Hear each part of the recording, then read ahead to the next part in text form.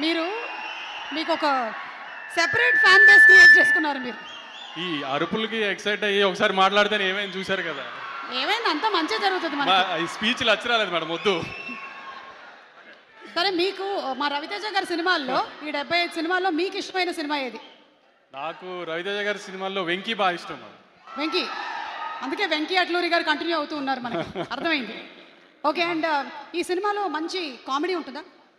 ఒక రవితేజ గారి సినిమాలో ఇప్పుడు నేను చెప్పినట్టు వెంకీ కానీ, ఇందాక మీరు చెప్పినట్టు ఒక విక్రమార్కుడు కానీ, లేదంటే కిక్ కానీ, అన్నింటిలో నుంచి మీరు ఒక రవితేజ గారి సినిమాల్లో మీరు ఏం ఎక్స్పెక్ట్ చేస్తూ వస్తారో థియేటర్కి, ఆ ఎలిమెంట్స్ అన్నీ అయితే ఖచ్చితంగా ఉంటాయి మేడం.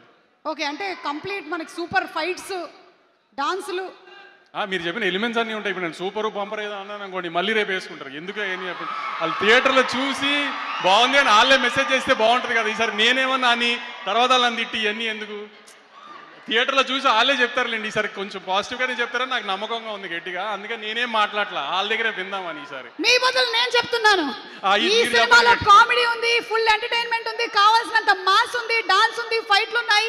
31 అక్టోబర్ థియేటర్లో ఉంది సినిమా, చూసేద్దాం మాస్ జాతర.